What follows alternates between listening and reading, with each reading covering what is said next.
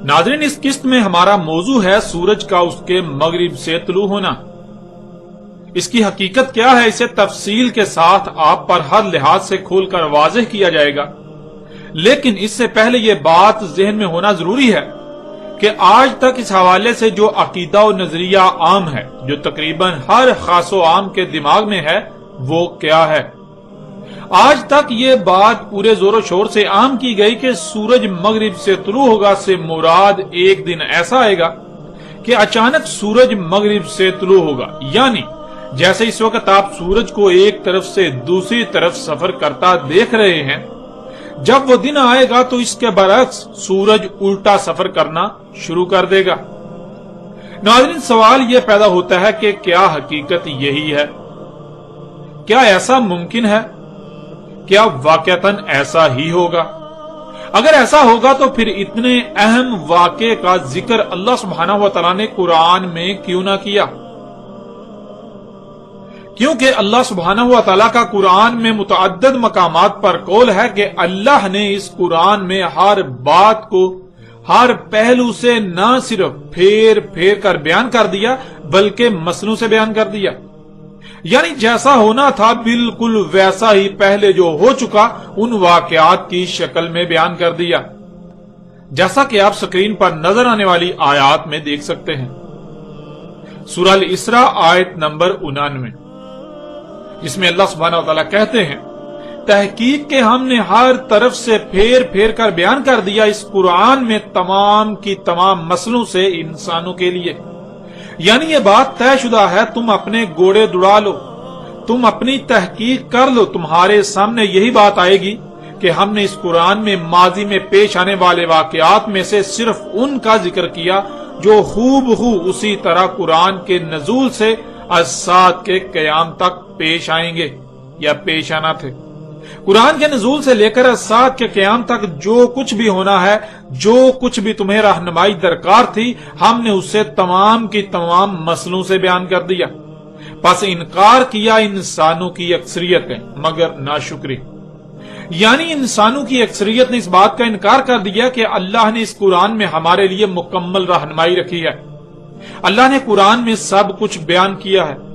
बल्कि इंसानों का कहना है कि इस कुरान में अल्लाह ने सब कुछ बयान नहीं किया। अल्लाह कुरान में एक काम का हुक्म तो देता है, लेकिन उसका तरीका इस कुरान में बयान नहीं किया। इस तरह कुरान में सब कुछ बयान नहीं किया गया। और अल्लाह सुब्हानहू व तआला ने इस बात का भी जवाब दे दिया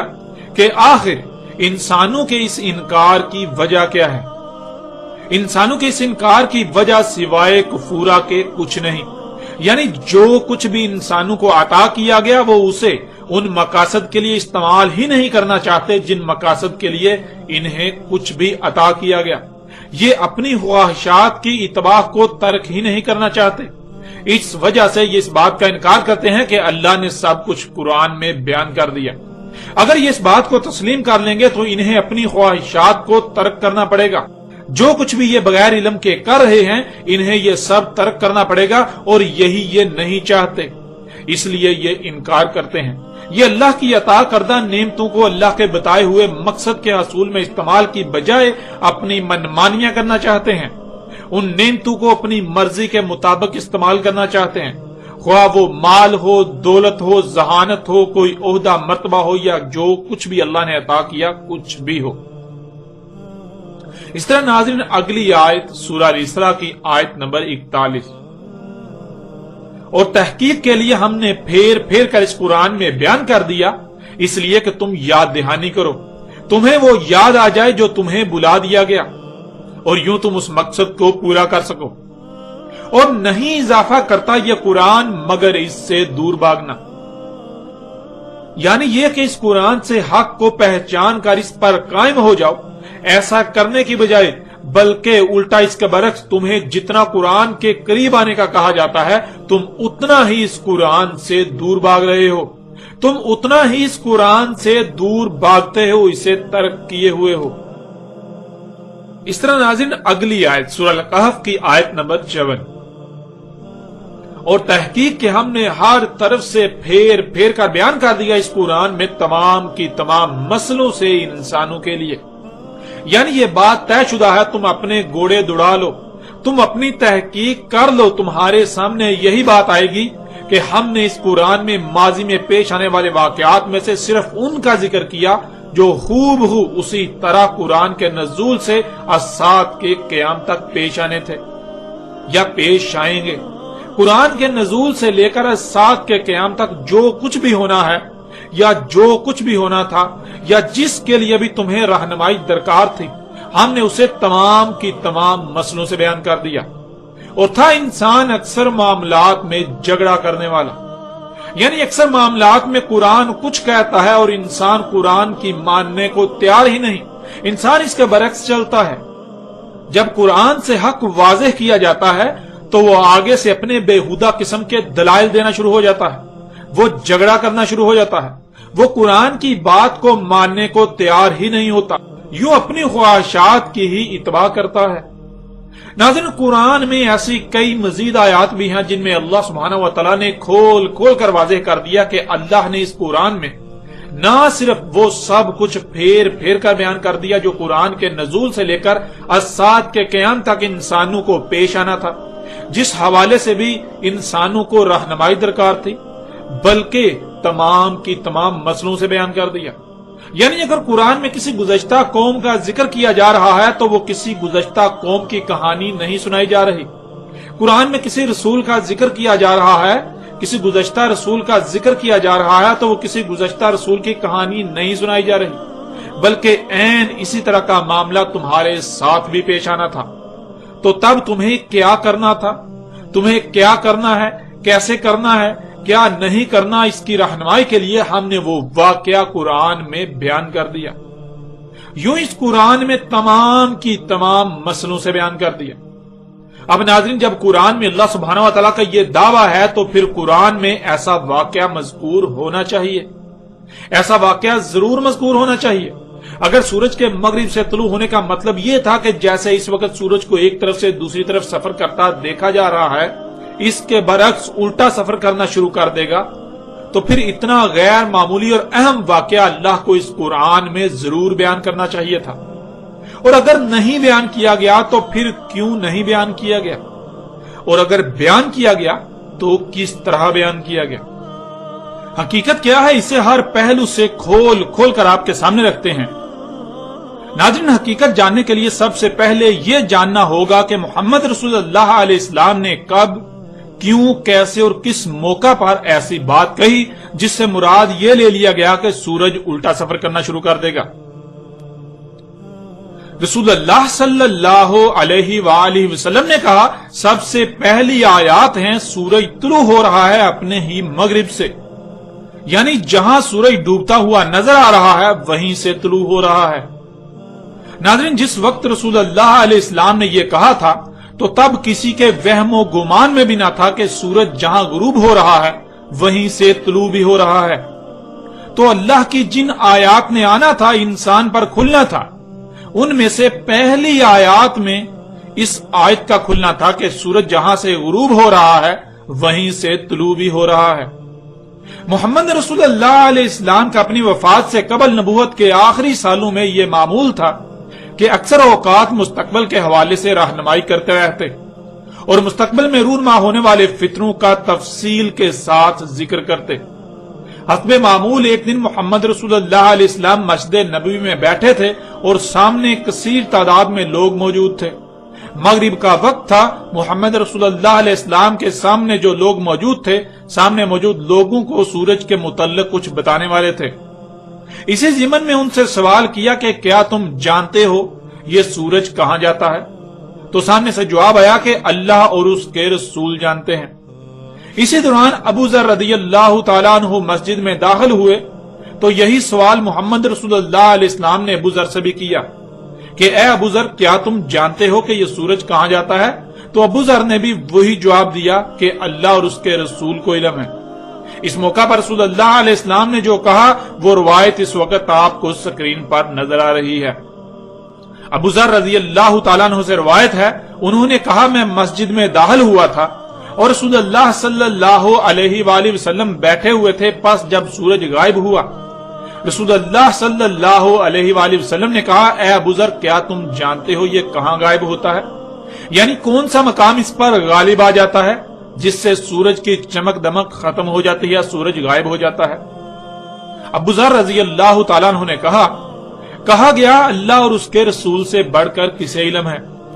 رسول اللہ صلی اللہ علیہ وآلہ وسلم نے کہا پس اس میں کچھ شک نہیں، زمین کا جو مقام اس پر غالب آ جاتا ہے یعنی جہاں یہ سورج غائب ہوتا ہے پس سجود کی یعنی دوبارہ ویسا ہی کرنے کی اجازت چاہتا ہے، پس اس کو اجازت دی جا رہی ہے اور بالکل ایسے ہی ہوگا جیسے ہو رہا ہے۔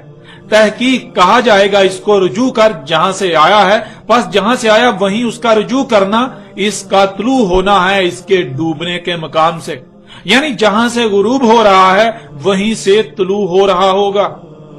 ابو ذر رضی اللہ تعالیٰ عنہ نے کہا پھر قرأ کیا رسول اللہ علیہ السلام نے عبداللہ کی قرأت سے وَذَلِكَ مُسْتَقَرٌ لَهَا، یعنی آگے اس آیت کی تلاوت کی، اس آیت کا ذکر کیا۔ ناظرین آگے چل کر اس روایت پر بھی تفصیل سے بات کریں گے، لیکن محمد رسول اللہ علیہ السلام اس کے بعد اپنے حجرے میں چلے گئے، یعنی جب یہ محفل برخاست ہوئی تو اس کے بعد محمد رسول اللہ علیہ السلام جب اپنے حجرے میں گئے تو محمد رسول اللہ علیہ السلام کے ساتھ عبداللہ بن عباس بھی چل دیے، اور گھر میں داخل ہوتے ہی محمد رسول اللہ علیہ السلام سے سوال کیا،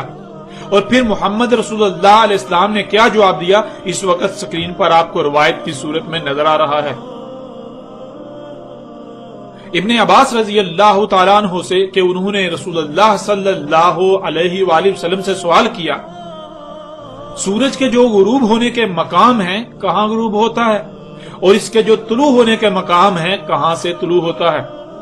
پس جواب دیا رسول اللہ صلی اللہ علیہ وآلہ وسلم نے اسے یعنی زمین کو اس پر یعنی سورج پر بھیجا جاتا ہے، زمین کو سورج پر پھیرا جاتا ہے، سورج نہ ہی اوپر جاتا ہے اور نہ ہی نیچے آتا ہے، نہ ہی زمین سے دور جاتا ہے نہ ہی زمین کے قریب آتا ہے، نہ ہی روانہ ہوتا ہے نہ ہی تھکتا ہے، نہ رکتا ہے نہ ایک مقام سے دوسرے مقام کی طرف جاتا ہے۔ جہاں غروب ہوتا ہے ایک قوم سے وہیں سے ایک قوم پر طلوع ہوتا ہے، اور غروب ہوتا ہے ایک قوم سے اور وہیں سے طلوع ہوتا ہے، پس قوم یعنی لوگ ہیں جو کہتے ہیں غروب ہو گیا اور قوم یعنی لوگ ہیں جو کہتے ہیں طلوع ہو گیا۔ ناظرین یہ روایت انتہائی چونکا دینے والی اور دہلا دینے والی روایت ہے کہ محمد رسول اللہ علیہ السلام کو بالکل باخوبی علم تھا کہ زمین گیند کی طرح گول ہے۔ یہ جو ہم اپنی آنکھوں سے دیکھتے ہیں کہ سورج سفر کر رہا ہے، سورج اوپر چڑھتا ہے نیچے جاتا ہے، ایسا کچھ نہیں ہو رہا، بلکہ یہ زمین کے گھومنے کی وجہ سے ایسا نظر آ رہا ہے۔ تو ناظرین اب سوال یہ پیدا ہوتا ہے کہ آپ نے خود دیکھ لیا کہ محمد رسول اللہ علیہ السلام نے مسجد نبوی میں ایک بڑے مجمع کے سامنے جو بات بیان کی اس میں غور نہ کرنے پر یہ تاثر ملتا ہے کہ سورج زمین کے گرد گھوم رہا ہے جس سے طلوع اور غروب ہو رہا ہے، لیکن عین اسی وقت جب اس مجمع سے الگ ہو کر اپنے گھر میں داخل ہوئے تو عبداللہ بن عباس رضی اللہ تعالیٰ عنہ نے سوال کیا کہ اے اللہ کے رسول سورج کے طلوع ہونے کے مقامات اور غروب ہونے کے مقامات کہاں ہیں؟ تو رسول اللہ صلی اللہ علیہ وآلہ وسلم نے بالکل واضح الفاظ میں کہا کہ سورج کی بجائے زمین کو سورج پر گھمایا جاتا ہے، یعنی یہ جو تم دیکھتے ہو کہ سورج سفر کر رہا ہے یہ حقیقت نہیں ہے، بلکہ یہ جو زمین ہے اسے گھمایا جا رہا ہے جس کی وجہ سے دن اور رات ہو رہے ہیں۔ سورج نہ ہی اوپر چڑھتا ہے نہ ہی نیچے جاتا ہے، سورج نہ ہی زمین سے دور جاتا ہے نہ ہی ایک مقام سے دوسرے مقام کی طرف سفر کرتا ہے، نہ ہی تھکتا ہے۔ جہاں سے غروب ہوتا ہے تو وہیں سے ایک دوسری قوم پر طلوع ہو رہا ہوتا ہے، جہاں سے طلوع ہو رہا ہوتا ہے تو وہیں سے ایک دوسری قوم پر غروب بھی ہو رہا ہوتا ہے۔ یہ دنیا کے لوگ ہیں جو کہتے ہیں کہ سورج طلوع ہو رہا ہے سورج غروب ہو رہا ہے، یعنی آپ بالکل واضح طور پر دیکھ سکتے ہیں کہ ایک ہی وقت میں ایک ہی موقع پر محمد رسول اللہ علیہ السلام نے بظاہر دو متضاد باتیں کی، لیکن کیا واقعتاً یہ متضاد باتیں تھیں یا نہیں؟ اگر نہیں تو پھر ان کے متضاد ہونے کا تاثر کیوں ملتا ہے؟ اور پھر جو بات بالکل کھلم کھلے الفاظ میں اندر صرف عبداللہ بن عباس رضی اللہ تعالی عنہ سے کہی وہی بات اس سے پہلے باہر مجمع کے سامنے کیوں نہ کہی؟ باہر جو بات کہی اس سے سورج کے زمین کے گرد گھومنے کا تاثر کیوں ملتا ہے؟ ناظرین، ان سب سوالات کے جوابات اس وقت تک واضح نہیں ہو سکتے جب تک کہ یہ بات نہ جان لی جائے کہ اس وقت دنیا میں اور بالخصوص عرب میں سورج کے طلوع و غروب کے حوالے سے کیا نظریہ پایا جاتا تھا، کیا عقیدہ تھا۔ جب تک اس بات کو نہیں جان لیا جاتا تب تک